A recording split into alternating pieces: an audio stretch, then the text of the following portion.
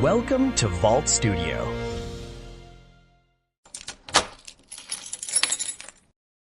This is Story Vault Studio.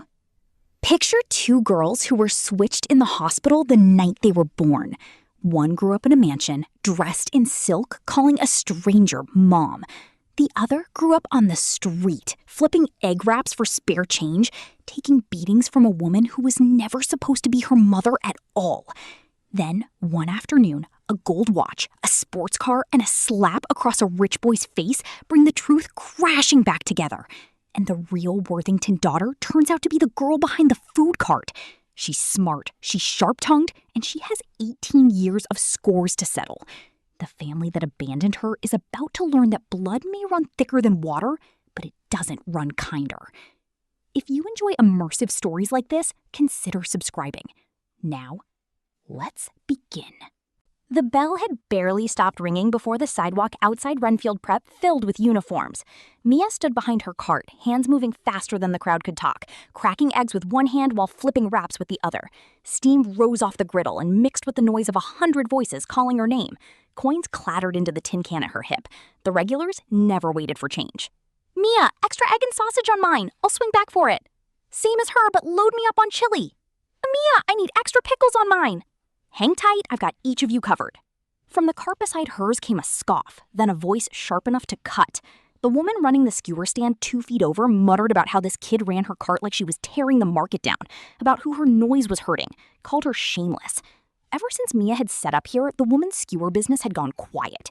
Mia didn't bother answering. She just spun the spatula and the egg spread even across the pan without a wasted motion. Weird. Where's that dog barking from? The line of students burst out laughing. The skewer woman choked on whatever she'd been about to say, face going purple, and dragged her cart further down the block without another word. A regular, a small girl with her toes barely reaching the curb, leaned in and whispered that Mia shouldn't bother with that woman. Her meat was overpriced and dry, nobody wanted it anymore. And the one time someone asked politely for extra sauce, she'd screamed at them. Nobody in the girls' own class would touch the stand now. Mia's food, on the other hand, was still the best on the block, crispy and fragrant every time. I like people who say what they mean. Come back later, I'll throw in a cheese and egg wrap on the house. The girl's whole face lit up, nodding. Word had gotten around that Mia was putting herself through school on this cart alone, and kids brought their friends just to help her out. That and because the food was actually good. She had a crowd of regulars now, people who showed up every single day, and her hands never stopped even as she half listened to the stream of school gossip around her. That was when a voice cut through. Male, pitched high with amusement. Someone commented on how generous the little shopkeeper was, giving stuff away while she worked. Mia turned. A tall young man stood there, confident in his stance, the corner of his eyes tilted in a half smile that was equal parts teasing and testing. His shirt, a dark floral print no one his age should have been able to pull off, had half the girls nearby turning red and looking at their shoes. None of that meant anything to Mia. What she noticed was the gold watch on his wrist and the sports car parked behind him. Dreaming never fed anyone. Money she earned with her own hands was the only kind she trusted. Want to try one? Good, clean, cheap, whatever you like. Meat or veggie, I've got it all. He raised an eyebrow, dropped the rich kid act fast, and elbowed his way into line, practically drooling. One with everything. Extra meat, add sauce, no onion. You got it. She kept turning the eggs on the pan without missing a beat. He tilted his head, studying her, eyes catching the light, and said something about how she smelled like his sister, how you could tell a professional the moment you met one. Before Mia could answer, a middle-aged man stepped out of a luxury car parked nearby, crossed the distance in a few fast strides, and cracked his palm across the young man's cheek, the sound sharp enough to cut through the noise of the crowd. "I sent you to check on something, not to eat wraps off a street cart." The young man just laughed it off, rubbing his cheek, shrugging. The older man turned to Mia, and whatever hardness had been in his face melted instantly. "Are you Mia Scott?" She went still for half a second. "Yes, and you are?" He held out his wrist. A chain of gold beads swung under the sunlight, quiet but unmistakable. The kind of thing that only looked plain if you'd never seen real money up close. "I'm your father." Mia finished the day anyway. 10 cheese and egg wraps, 6 grilled pork wraps, 7 bowls of spaghetti, hands moving on autopilot while her mind refused to catch up. Only when the last customer walked off and her arms finally ached too much to keep going did she let herself think about what the man had said. She wasn't the mistake. She was the baby swapped at birth, the real daughter of the Worthington family. And somewhere out there, wearing white and pretending, was a girl who'd spent 18 years being someone else's replacement. Her father and the young man in the floral shirt, her brother apparently, had waited the entire time without complaint. He'd eaten 2 wraps himself, moaning about how good they were between bites. When she finally stood in front of them, stripped off her apron, her father unclasped the gold chain from his own wrist and fastened it around hers. One look and I knew. Strong, independent, good with people. You don't have to work like this anymore. Let me take care of you. She couldn't tell how much of that was real. 2 more people stepped closer. A woman, her birth mother, eyes already brimming, reached a trembling hand toward her. My girl, come home with us. Beside her, a girl in a soft white dress steadied the woman's elbow, voice sweet enough to ache. Sister? Mom's heartbroken enough already. Please don't make it worse. Come home. Mia looked Serena over once, gaze flat as ice. The face in front of her was a younger copy of Lillian Voss, the woman who'd raised her. Sister? Since when? Guess anyone can slap a label on anything these days. The whole yard went quiet. Her mother rushed to smooth it over, saying the swap wasn't Serena's fault, that they were both her daughters. Mia only let her jaw tighten, said nothing else. Hostility. Anyone with eyes could see it. And that was how Mia arrived at the Worthington estate, under the name of their real daughter. Above her stood 2 brothers, Theodore Worthington, 28, composed and sparing with words, the one groomed to inherit the company. Julian Worthington, 22, looked like the kind of charming troublemaker who broke hearts for sport, though his mind ran faster than his reputation suggested. Light-hearted, restless, and she now realized the same man in the floral shirt who'd bought a rap off her that afternoon. Our oldest brother's tied up at the office, couldn't make it, so I came to pick you up myself. Let's go, sis. Something in his tone underneath the mischief came out gentle, almost like he was trying to steady her. The whole ride, Julian kept checking on her like she might break, asking if she was tired, if she needed water, if he should crack the window. Mia leaned her head against the door, queasy from the motion of the car, and answered in half sounds just to be polite. Mia should show her brother some respect. Ignoring him while he talked is rude. Our mother would be disappointed. She paused just long enough to let that land, then kept going. Nobody's to blame for Mia getting lost all those years. Everyone missed her. Couldn't she just stop being so stubborn? Their mother in the front seat caught Mia's eye in the rearview mirror. Her expression caught somewhere between guilt and quiet agreement with Serena. Disappointed, Mom? Which one? The daughter you lost for 18 years, or the one who raised me with her fists? I got pulled out of school, screamed at, beaten badly enough to need a hospital I couldn't afford, and I still put myself through classes and stood in the rain selling food, and I never once touched her. Don't try rude with me. She's lucky I haven't slapped her yet. The air in the car went solid. Her mother froze, guilt written all over her face. Serena, your sister's carsick and tired. Leave her be. Finally, someone with eyes in this family. Serena bit her lip and turned to the window, hands wringing her dress. Julian shot Mia a sneaky thumbs up behind the seat, mouthing that she'd nailed it. She returned it with a small matching smirk. As far as she was concerned, this was only the opening move. Dad? The word came out before she'd planned it. Yes, sweetheart? Anything you need? Lillian Voss. She's sick. Whatever she was, she raised me. I'd like permission to go take care of her for a while. Before the words had finished landing, Julian cut in, half joking, half not. She's got a real daughter back now. Not really your job to pay her respects. Mia flashed him a discreet thumbs up where no one else could see. Pleased with his little sister's approval, he grinned wide enough to show teeth. Their mother spun around and snapped at him for running his mouth without thinking. But Julian's not wrong. Serena's her real daughter, after all. We just got you back. We can't hand you her side of the family, too. Serena's face went white, as if the blood had drained straight out. Serena, if this makes you uncomfortable, I'll go take care of her myself. People should know gratitude. There's a right way to do things. The words landed like a slap dressed up as kindness. The car went quiet again. Nothing but the engine's hum. Mom, Dad, she may not have been rich, she may not have been kind to me, but I believe people should still know their manners. Thank you for passing that down to me. A little saint act. That was all it took. Mia had clawed her way through worse than this. She wasn't about to lose a scene like this to a girl who'd barely lived a hard day in her life. The moment the two of them finished their little duet, her father went quiet, eyes rimmed red. That's my daughter. All these years, and you never lost who you are. It's been hard on you, Mia. Her mother softened too, turning to Serena, voice gentler now. Serena, maybe your birth mother needs you to visit. Serena's lips trembled, tears spilling on cue. Mom, please don't send me away. I've been your daughter for years. I don't know how to handle any of this. Her mother sighed and let it drop. One daughter had been at her side for years. The other had just walked back into her life selling wraps on a street corner.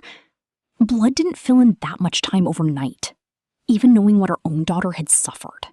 Into the heavy silence, Julian muttered something about the poor magpie. What? Julian shrugged, talking half to himself about how the cuckoo takes the magpie's nest. It's the magpie who ends up with nothing. No home left to go back to. Their mother snapped at him to shut his mouth, said if he kept running it, he could get out and walk. He did get thrown out in the end. Mia used her own car sickness as an excuse to get out with him for the fresh air. No big deal. Worst case, it's a 20-minute walk from here. 20 minutes? I used to walk 20 miles. He went still for a second, the lazy playboy act draining out of his face, replaced by a stillness that didn't suit him at all.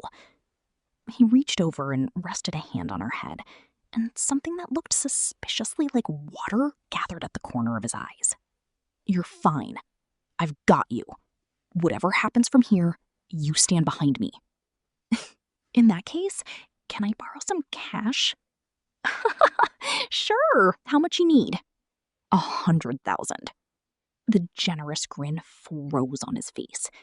He lowered his hand, eyes going serious.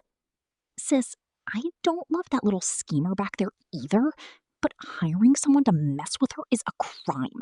We don't play that game. It's not for that. It's to save someone's life. You think Serena's worth losing your sister over some money? 10 minutes later, after she told him why, Julian went quiet, then dug a bank card out of his wallet and pressed it into her hand. 200,000 on there. Go save whoever it is. Don't feel bad about it. The Worthington estate sat on a hillside, the house itself sprawling wide enough to pass for a private hotel.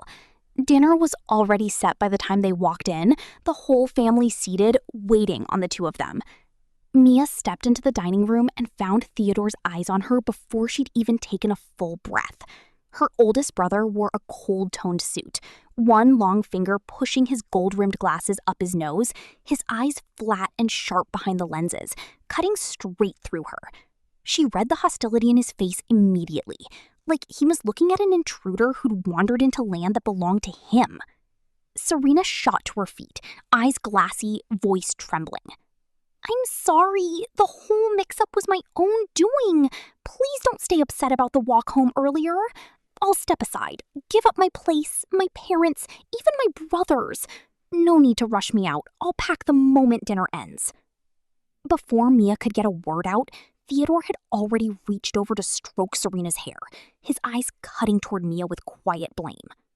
Some people don't know their place. Nobody's sending my sister anywhere, not even the newcomer. In her head, only one word played on a loop: comedy. She'd barely set foot in the house and already had a pile of blame dumped on her. When exactly did I say I was sending her anywhere? Mom, Dad, and my brother were in that car the whole ride. I got out because I was carsick, not because of her. Want witnesses? Or should we just call a doctor? I'm a little worried she might be delusional. Serena's throat locked up. The tears that had been building, nowhere to go. Mia pushed her sleeve up without ceremony, bearing the bruises stacked layer over layer on her arm, old scars under new ones. Theodore, open your eyes and look. This is what over a decade with her mother got me. While she lived like a princess in a castle, I clawed my way through everything alone, went without, spent 18 years starving for a family. What gives you the right to stand here and judge me? Their parents' faces changed instantly, both of them turning a hard look on Theodore and Serena. Mia let a couple of tears slip, then wiped them away fast, composed again, stubborn, but with her dignity intact. Julian pulled her in against his side immediately, one arm braced over her shoulder like a wall. Did you run your office the same way, jumping to conclusions and dressing people down before you knew the facts? The question landed soft and hit like a punch to the gut. Theodore's face darkened, and out of pure reflex, he looked to their father. Their father didn't even give him a glance back. She said herself she wanted to leave. So go then, all the way. And if you can't actually do it, don't put on a show of staying just to turn around and blame me. You're leaning on him to protect you, leaning on Mom's good nature. So you figured you could pin all this on someone with nobody in her corner, right? The words landed exactly where they were aimed. Serena's spine went rigid, her composure cracking wide open. That's enough. Let's not make this worse. Serena exhaled like she'd just grabbed a life raft. Julian muttered under his breath, light but pointed, that their mother was playing favorites. She shot him a look, then turned back to Serena, voice softening. Mia's home now. That room we set up for her? It's time it went back to her. Julian's whole face opened up, eyes lighting like he'd struck gold. Serena stood frozen, refusing to believe her mother had actually said it. Before she could react, Theodore jumped in to smooth it over. The house has plenty of rooms. Mia can have anyone she likes. Serena's used to that room, and moving her out now would just make things awkward for everyone.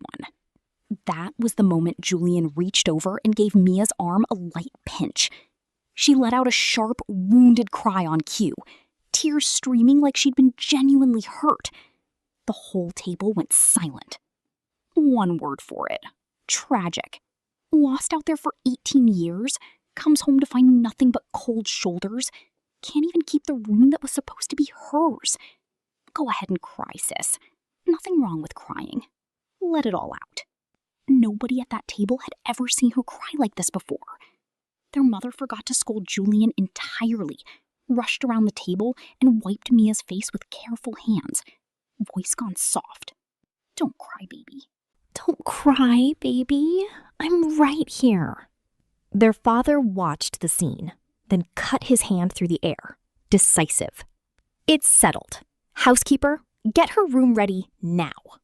Remember your place. If you can't get something that simple right, who's gonna trust you with the company? Theodore's throat worked. No words came.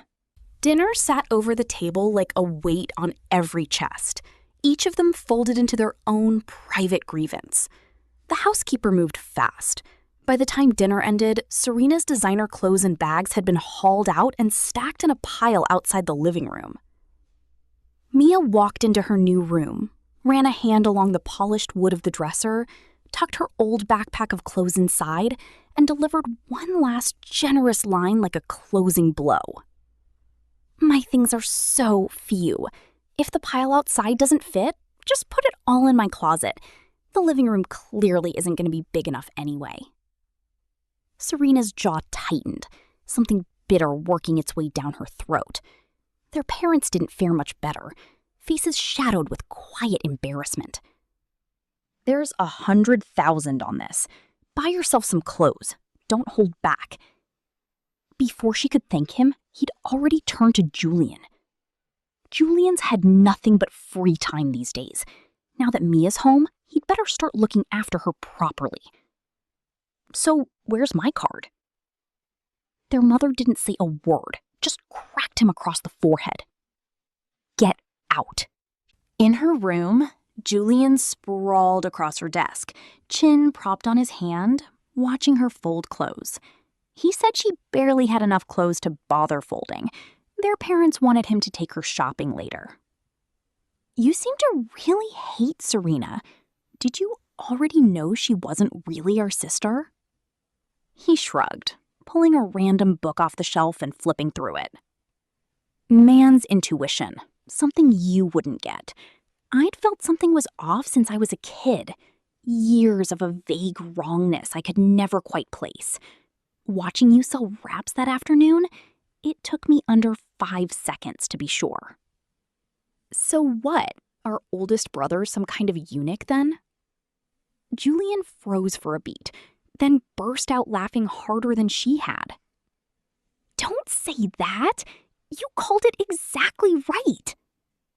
It feels like you have a personal grudge against Theodore. He scoffed, disdainful. Just plain annoyed watching him dote on that little schemer. Anyone who didn't know better would have thought the two of them were newlyweds. Give it time. You'll see it too. Serena loves stirring up trouble, throwing stones and hiding her hands. Give her that much credit. At least she has some skill at it. But that's as far as it goes. Always reaching for tears to solve every problem. Nobody in the Worthington family operates like that. The two of them looked at each other, out of words. Even Mia, brand new to this house, could feel it. Julian, who'd lived here his whole life, must have felt it 100 times over. But thinking back on how Serena and Theodore acted around each other, there really was a taboo undertone to it. Money, it turned out, solved things fast. With the Worthingtons behind her, Mia was back in school within days, placed straight into the top class at Renfield Preparatory Academy. The paperwork moved faster than she'd thought possible. What irritated her was finding out Serena went here too, in her same class. A mosquito buzzing right in front of her face. On her first day, Julian pulled a blazing red sports car out of the garage on purpose and insisted on driving her himself. Isn't this a little much? Feels like you're just here to start a fight before it even begins. Get in. Let me broaden your horizons. His instincts turned out to be right. The second the other students clocked that it was Julian himself opening the car door, not some driver, the mood on the sidewalk flipped entirely. Even the roar of the engine couldn't drown out the buzz of whispers spreading through the crowd. Wait, people said Mia was adopted? Look, even Julian, who never does anything for anybody, drove her here himself. Maybe that rumor's true after all. What rumor? You haven't heard? The whole switched at birth thing? Mia's the real Worthington daughter. Serena's the fake one. And she's still hanging around like she belongs there. Guess now she's just the family's charity case. Mia gave herself a mental round of applause. A school full of old money, and even the gossip had guts, saying it straight to someone's face without blinking. Serena's expression cycled through about 5 colors in the time it took to hear it. Pink to red to white to a furious, sickly green. And she finally rounded on the group of talkers, demanding if they had nothing better to do than gossip like a bunch of old women at a market. Beside her stood her best friend, Bianca, who made no effort to hide her disgust, wrinkling her nose and pinching it shut. No wonder. Reeked of grease no matter how expensive the outfit. Some things you just can't wash off. Better not get too close. Who knows what she might be carrying? The chatter around them died instantly, every head swinging toward the confrontation, hungry for it. Mia had never lost a war of words in her life. Still better than being somebody's dog. That outfit you're wearing? Serena tossed it on the ground and stepped on it a few times because she thought it was ugly, then handed it down to you. And here you are treating it like a prize bone, licking it clean. Cute. The girl's mouth fell open, quick and involuntary, before she caught herself, and she spun towards Serena on reflex. It's all lies. Mia's just trying to drive a wedge between us. Some people even cut the tags off before handing things down so nobody would guess it was a hand-me-down. Funny, I overheard her on the phone making up some story. Some people even cut the tags off before handing things down so nobody would guess it was a hand-me-down. Funny, I overheard her on the phone making up some story about why the tag was missing. Guess I heard that too. The girl turned a furious glare on Serena and stormed off without another word. Wow. Guess pretty gets you called a best friend, and one bad day gets your back turned on you? Friendship that thin tears at the first scratch. The bell rang. The teacher called Mia's name, waving her up to introduce herself. She took a breath and walked to the front, spine straight, eyes level with the room. Whispers rippled underneath. Someone murmured that the new girl used to sell wraps. Someone else laughed, asked if that meant she'd basically grown up in the slums. She caught Serena's eye, full of open satisfaction. Mia didn't flinch. She pushed her sleeve up, let the scars and old bruises speak first, before she said a single word. The rumor wasn't wrong. I really did sell wraps outside a school gate. $7 for 2. I walked a long road to get to this room. Somewhere behind her, a chair creaked. Nobody said anything. Gone without food, gone without clothes, been beaten, thrown out into the cold more than once. I spent years wondering why other kids' mothers loved them and mine didn't, and never got an answer. She let the silence sit for a beat before she went on. In the end, I stopped waiting for one and went to work instead. Paid my own tuition, fought my own way through. Nothing to be ashamed of there. What deserves shame is depending on someone else and never learning to stand on your own. I'm not romanticizing the hard years, but I'm not going to bow to them either. Now I have a chance most people never get. A family, a place to be loved, and I'm not going to waste it. I didn't come here for pity. I came to prove I belong wherever I choose to stand. She paused, let her eyes sweep the room, mouth curving faintly. Life's long and wide, and meeting people along the way is its own kind of luck. I'm Mia. Good to meet all of you. She dipped her head just slightly and stepped back. The air in the room seemed to flip over, curiosity and quiet judgment giving way, one by one, to something softer. Applause started, scattered at first, then building until it rolled through the room like a wave. Kids who'd never known a hungry day in their lives sat there with wet eyes. Even the homeroom teacher, usually all business, had to wipe at the corner of her eye when she thought no one was looking. The academy prized bloodline and breeding above almost everything else.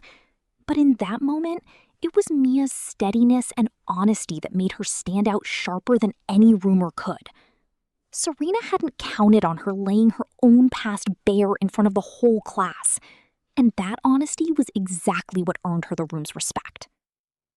The mother mistreats her own kid, and the kid just shamelessly squats in someone else's spot.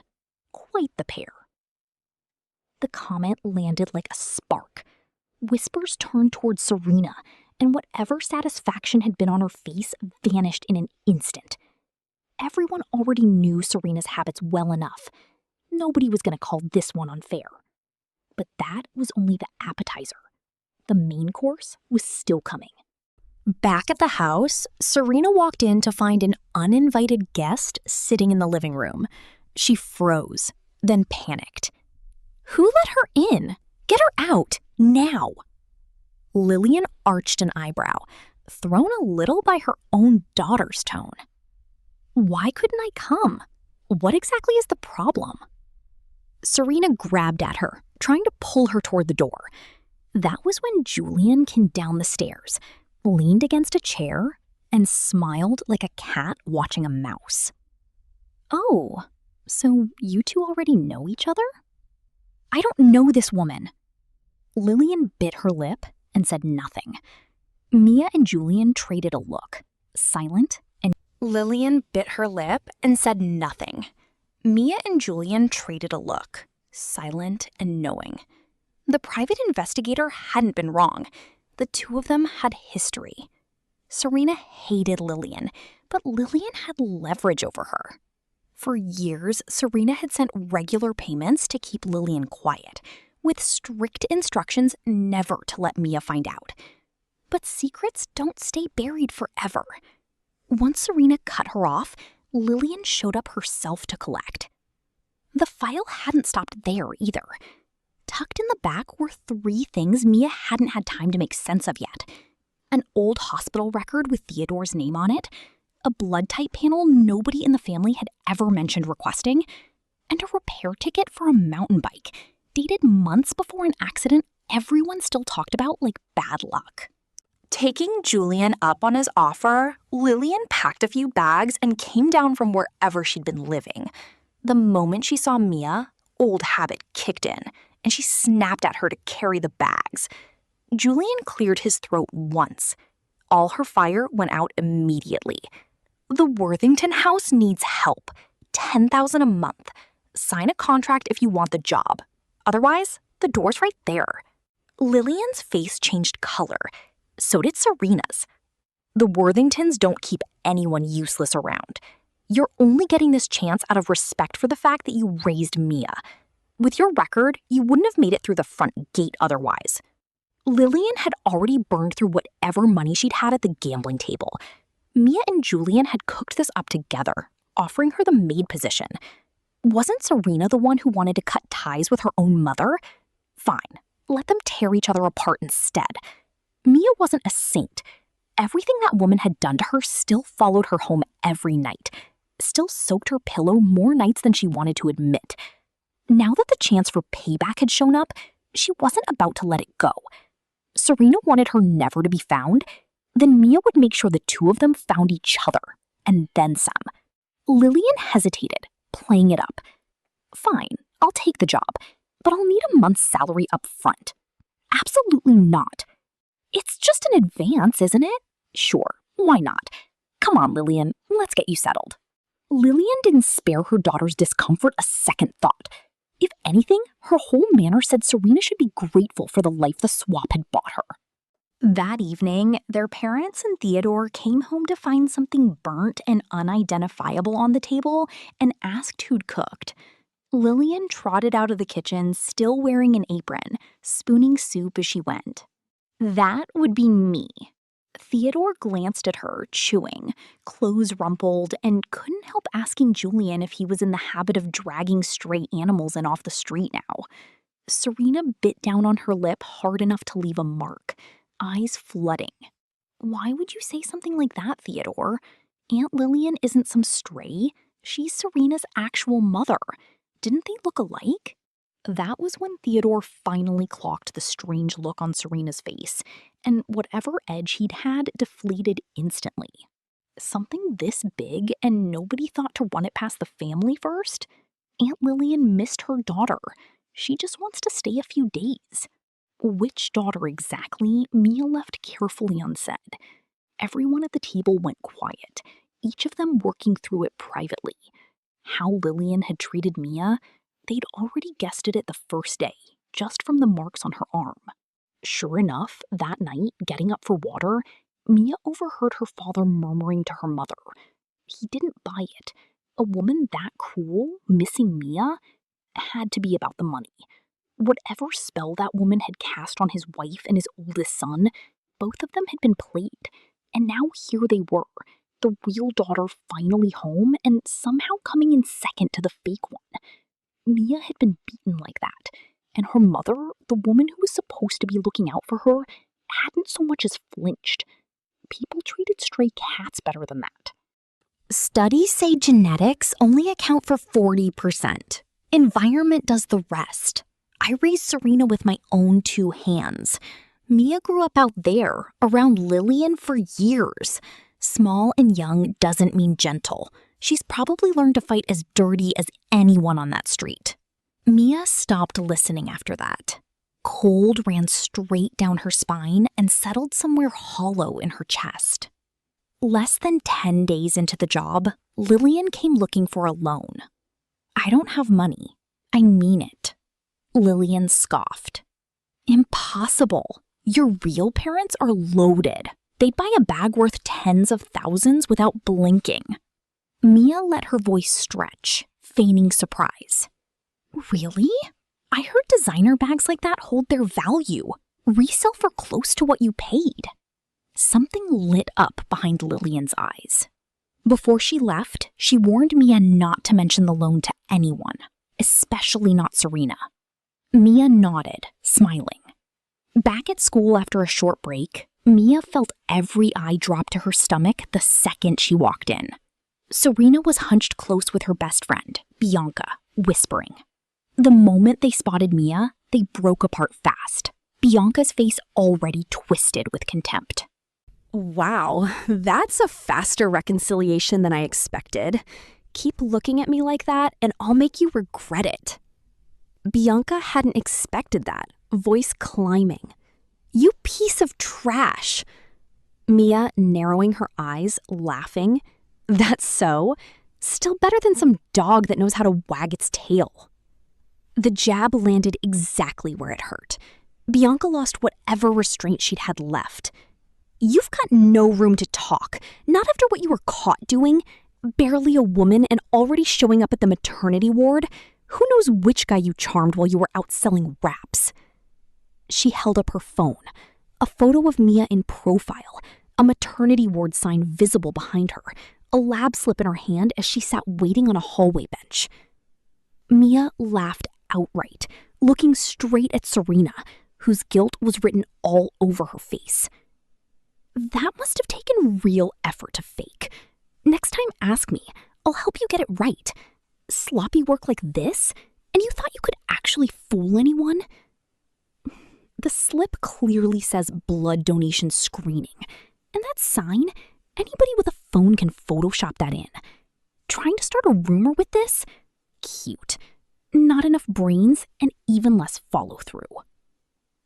The hallway went dead silent. Bianca's eyes flickered, uncertain. Serena sat frozen, doing her best to look uninvolved. Bianca choked, furious, unable to finish a sentence. Mia, calm. "I really was at the maternity ward, though. Went with someone who needed help. The person I went with was..." The crowd of onlookers leaned in, ears straining.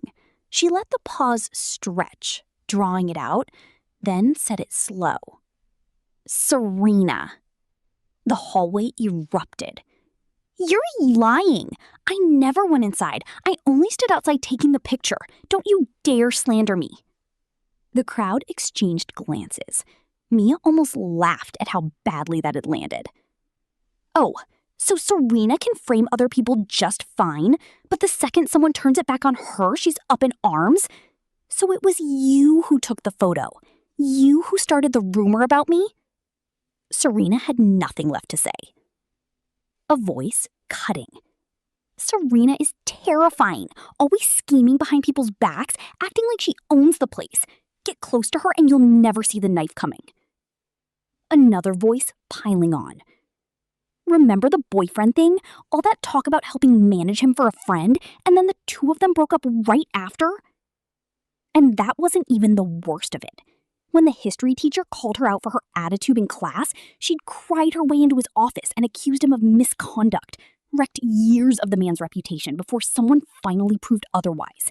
And even then, she just claimed it was all a misunderstanding. "Mia, you should clear this up now before they twist it into something worse. We believe you." Mia took a breath. "Thank you, everyone.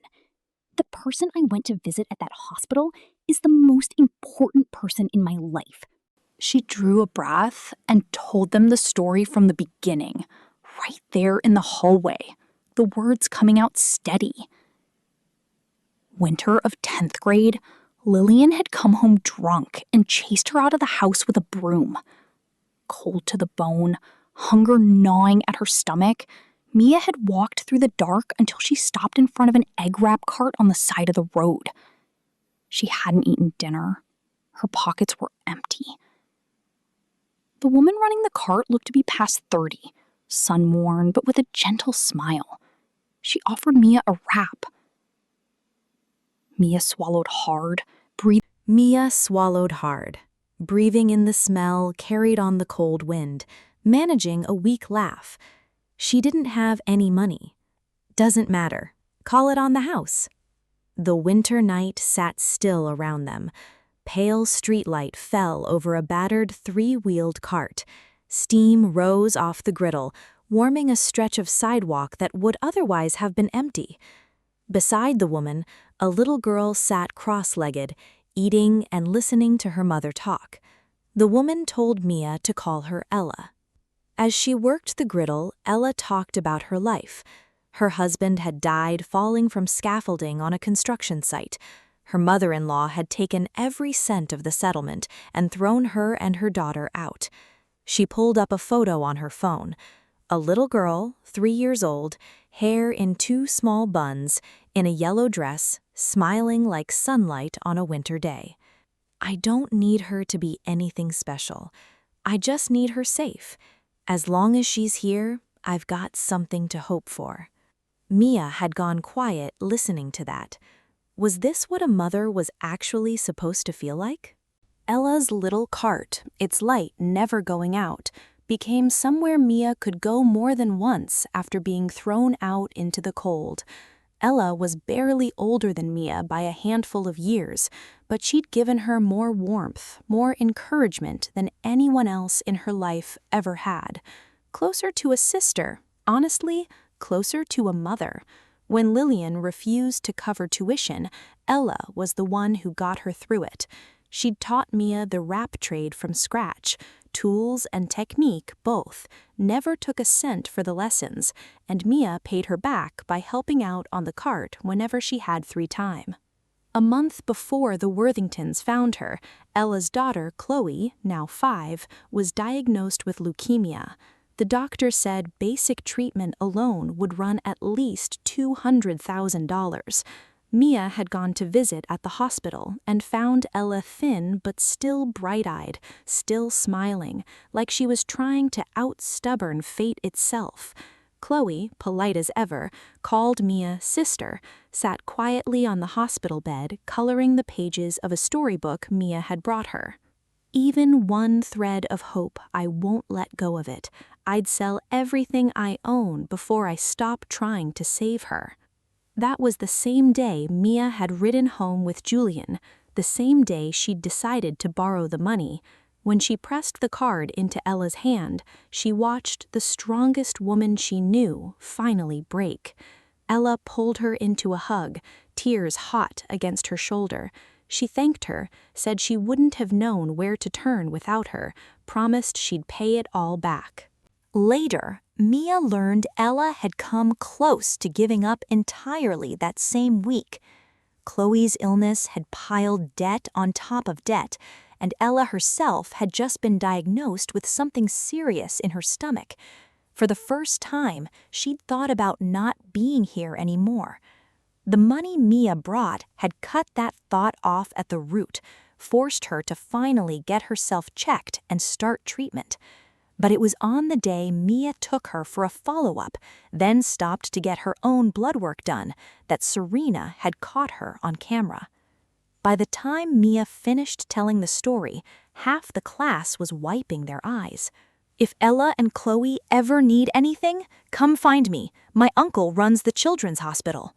I'll help organize a collection. Just 1 designer bag's worth from each of us would cover it. Emotion moved fast at that age. Within minutes, Mia found herself surrounded by more goodwill than she knew what to do with. Thank you, all of you. Once Ella reopens her cart, come by and support her. That alone would mean the world. Deal. My first wrap ever is coming from her cart. Mia watched Serena trying to slip quietly out of the crowd and closed the distance fast, catching her wrist. Now we settle this properly. Serena's whole tone flipped instantly, eyes welling, voice gone sugar soft. "I'm sorry, it was all a misunderstanding. I only believed what someone else told me." Mia didn't let go, eyes cold as steel. "Who told you?" Serena stammered, no answer coming. "I was generous enough to let Lillian and Serena reunite, and instead of leaving well enough alone, the two of you tried to wreck my name." She held up her phone and played security footage. Serena and Lillian huddled outside her bedroom door, sneaking around. She threw it up on the classroom projector, volume all the way up. Since when did stealing her purse become fine, but stealing from her sister wasn't? "What's stealing? You're my real daughter. If I sell something to cover an emergency, so what? Don't forget, if I hadn't swapped you two back then, you wouldn't be living this life." "Don't keep bringing that up. 5 years of payments to you could have bought a couple of condos by now. You're the one who can't hold on to anything. Even keeping an eye on her was too much for you." Right. Mom knows she messed up. This is really the last time. Just help me one more time." The last time she saw Julian give that one a pink diamond, probably worth a fortune. The last clip showed the two of them walking out with a gift box, faces full and satisfied. The whole class erupted. "It's shocking! Serena knew she wasn't the real daughter all along." Mia let a small smile show. "That pink diamond was fake. I swapped it myself. Worth nothing next to the real thing." The day she'd moved into the Worthington house, Julian had complained to her about their oldest brother. He simply couldn't stand watching him dote on that little schemer. People who didn't know better would think the two of them were married. Hearing that, the two of them had traded a look and said nothing. An idea had struck her. What if they wired cameras into the hallway and her room? That floor only had her and Theodore on it. If there really was something going on between him and Serena, the footage would work in everyone's favor. The cameras had caught more than either of them expected. What she'd played today was only the surface. The truth was out now. Serena and Bianca had nothing left to say. Serena cried again, insisting she'd been forced, that she never had a choice. But nobody was listening anymore. She'd done everything she could to keep Mia from ever being recognized. The evidence of that had long since been destroyed, but the debt still stood, and Mia intended to collect. Serena had paid her mother to arrange selling Mia off to a violent man. Lillian had admitted as much, drunk once. She'd said the girl told her to do it to Mia, said she was crueler than Lillian herself, and somehow Mia had still made it back home, said she wasn't giving her any more money, said it was all Mia's fault, called her a curse. At the time, Mia had assumed the person Lillian meant was some trafficker. Only now did the pieces click into place. It was time to bring the whole thing down. The footage rolled on to a clip of Serena in Theodore's room for over half an hour, her face flushed, clutching her shirt closed as she ran back to her own. The living room went so quiet Mia could hear the second hand on the clock. Their father shot up and struck Theodore so hard the chair skidded back beneath him. "You disgusting! She's... How dare you?" Theodore lifted his chin, jaw locked, eyes wild. "It wasn't blood. Serena got a blood type test done years ago. I was the one who went to pick up the results. I'd known we weren't really brother and sister long before any of this, and what I felt for her had always been real." Julian caught the opening instantly. "So you'd known Serena wasn't our real sister this whole time and let our parents believe otherwise anyway?" Lillian sat curled in a corner, head down, barely breathing. Julian turned his attention on her, a smile that didn't belong anywhere near warmth. "The money you stole alone is enough to put you away. We gave you a chance to get close to your own daughter again, and you bit the hand anyway." She dropped to her knees, terrified. I'm sorry. I was a fool. I grew up dirt poor and never saw that kind of money before. It went to my head." Julian crossed the room, voice dropping cold as ice. "When Mia used to cry, begging you to stop, did you ever once feel anything?" Lillian trembled like a leaf, eyes going blank, and crumpled to the floor. She was taken away not long after on charges of theft.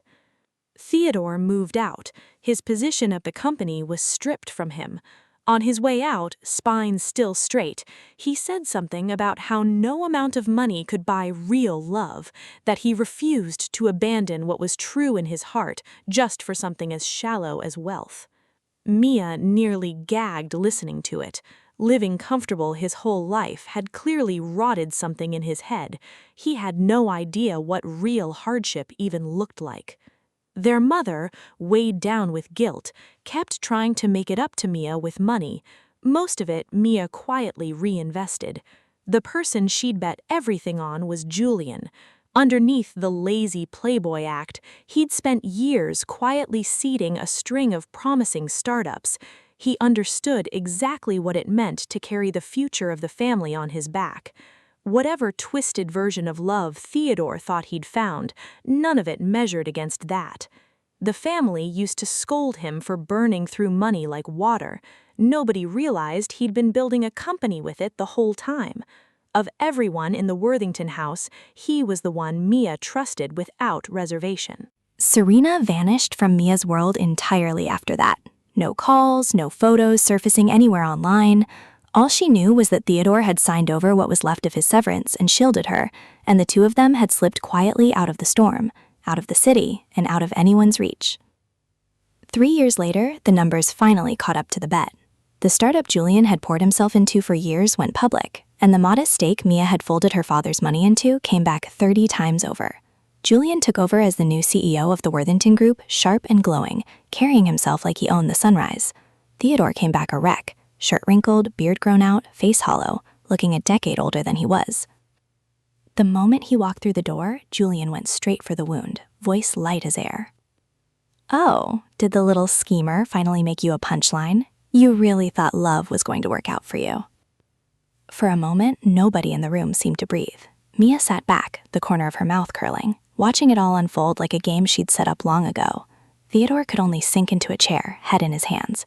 He'd walked out thinking he was still the Worthington heir on the outside, wanting the family's glory without ever wanting to get his hands dirty for it. Foolish, and worse, dishonest with himself.